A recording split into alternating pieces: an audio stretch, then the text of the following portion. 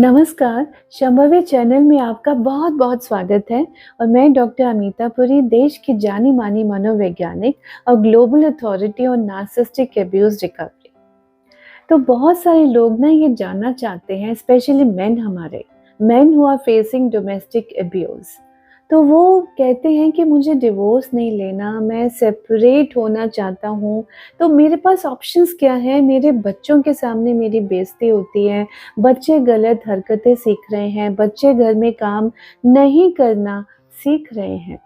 बोलते मेरी वाइफ़ से इस बात पे लड़ाई होती है कि भैया बच्चों को काम तो कुछ करने दो, सीखने दो, उनको भी तो हाथ-पैर हिलाने दो। बट वाइफ़ एक्सपेक्ट करती है कि हस्बैंड ही सबकी खिदमत करेंगे। पानी का गिलास भी वो लाके देंगे और उसके बाद गिलास वापस भी किचन में वही लेके जाएँगे। एक सिंबॉलिक एग्ज़ाम्पल, बट इस तरह के बहुत सारे एनेक्डोट्स हो जाते हैं। तो क्या करें? बहुत लोग अफ़सोस भी करते हैं कि अगर मैं अलग हो जाऊँगा, ये तो बोलती है अलग हो जाओ, अलग हो जाओ। अगर मैं अलग हो जाऊँगा तो क्या होगा? अभी तो मेरी प्रेज़ेंस है ना मेरे बच्चे के साथ, मेरा बच्चा मुझसे बात नहीं करता क्योंकि उसको तो ब्रेन वॉश कर दिया हुआ है मेरी वाइफ़ ने या मेरे हस्बैंड ने, डिपेंडिंग अपॉन जिनको नार्सिसिस्टिक पर्सनैलिटी डिसऑर्डर है। बट कम से कम मैं सामने तो रहता हूँ, देखता तो हूँ उसको, और उनकी आँखों में आँसू आ गए। अब आप बताइए, मैंने बोला भई हिस्ट्री रिपीटिंग इटसेल्फ। आपके माँ-बाप ने भी तो दिल पे पत्थर रख के आपकी वाइफ़ की ज़ातियाँ सहते हुए आपको अलग कर दिया था ना। आप ही अलग हो गए थे, उन्होंने नहीं अलग किया। उसके बाद फिर आपको मिलने भी नहीं दिया जाता अपने पेरेंट्स से, आप उनसे बात भी नहीं कर सकते। वो तो बहुत दूर हैं, जिसको बोलते हैं 7 समुद्र पार में भी ऐसे आपके पेरेंट्स रहते हैं, मगर वो अलाउड नहीं है कि वो आपके पास आ सकें। ऐसा हो रहा है ना? और आप तो अपने जो लोकल एक सेम सिटी में अगर आप अलग रहते हैं, अपनी प्राइवेसी के लिए, अपनी प्राइवेट स्पेस जहाँ साँस तो ले सकें। यहाँ तो सैटरडे संडे छुट्टी का दिन मतलब आप ही के ऊपर गाज गिरती है कि आपको घर के सारे काम भी मुंडों की तरह करने हैं।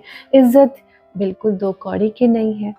और जब तक आप उनकी बातें सुनेंगे तो ठीक है, जहाँ आपने अपनी ओपिनियन दे दी फिर क्लेश हो गया।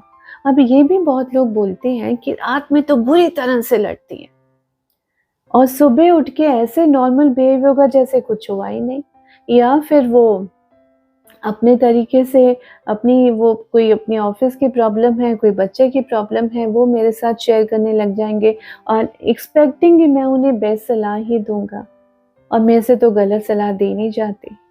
तो मैंने बोला मैंने कब कहा कि आप गलत सलाह दें, लेकिन अपना दायरा तो बनाइए। बाउंड्री एनहांसमेंट थेरेपी बेड हमारी यही तो टेक्नीक है, जिससे हम आपको सिखाते हैं कि आप अपना दायरा कैसे बनाएं, अपना रास्ता कैसे बनाएं, ताकि आप इज्जत से जी पाएं, डिग्निटी से जी पाएं। डिग्निटी से जीना तो हर इंसान का जन्म सिद्ध अधिकार होना चाहिए ना। शादी की है ना, कोई उम्र भर की गुलामी का सर्टिफिकेट तो साइन नहीं कर दिया। और गुलामी भी सिर्फ आप नहीं, आपके माँ-बाप भी भुगत रहे हैं। वो सामने हैं तो भी उनको गालियाँ पड़ रही हैं, वो दूर हैं तो भी गालियाँ पड़ रही हैं, वो इस पृथ्वी में भी नहीं हैं तो भी गालियाँ पड़ रही हैं। उनके बारे में क्या बोला जाता है और आप सुन रहे हैं, और आप बोलते हैं कि कोई बात नहीं, मैं बैगेज लेके आगे नहीं बढ़ सकता, आई जस्ट लीव इट और next day is new day. लेकिन अगर ये सिचुएशन, ये प्रॉब्लम, जिस तरह आप प्रॉब्लम का हल निकाल रहे हैं कि यू मूव ऑन, आप गार्बेज कैरी नहीं कर रहे, बैगेज कैरी नहीं कर रहे, लेकिन इसका मतलब ये तो नहीं कि उनमें चेंज आ गया, उनमें फ़र्क आ गया। सुबह वो मॉर्निंग में कुछ कांड हुआ तो शाम को नॉर्मल हो जाएँगे। आपने तो मिसबिहेव नहीं किया, या आपने you also tend to forget कि चलो अब इसका मूड ठीक है, चलो ठीक है। तो जब आपने देखा कि उसका मूड ठीक है और अब आप आगे बढ़ रहे हैं, तो जो बैगेज वो जो था उसका इतने सालों से आप देख रहे थे, वो ऐसा ही तो रहता है कि वो रात में लड़ेंगे, सुबह मूड ठीक हो जाएगा तो आप भी नॉर्मल हो जाएँगे, क्योंकि वो तो नॉर्मल बहुत अच्छे से हो जाते हैं।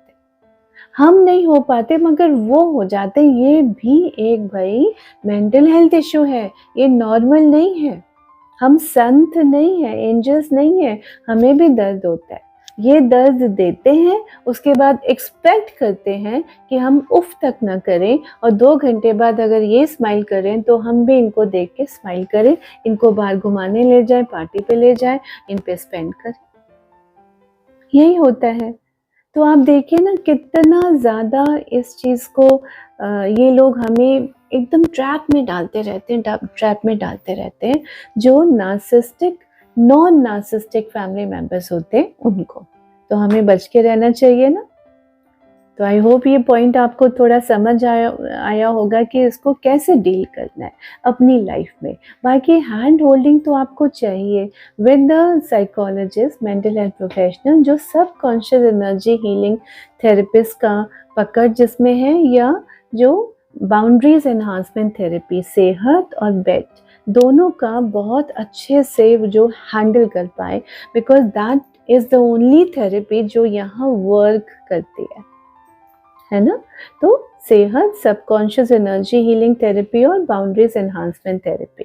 अब देखिए टेक्नोलॉजी भी एनर्जी है। आप मुझे सुन रहे हैं, मैं आपको आपके मैसेजेस देख पा रही हूँ, आप कमेंट्स करते हैं, आप लाइक एंड शेयर वीडियोस मेरे करते हैं। कैसे होते हैं? टेक्नोलॉजी है ना, टेक्नोलॉजी भी एनर्जी है ना।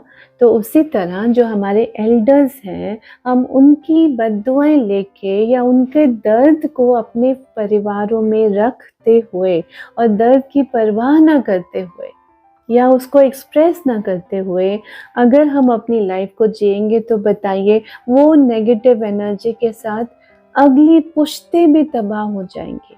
Please take care of this point.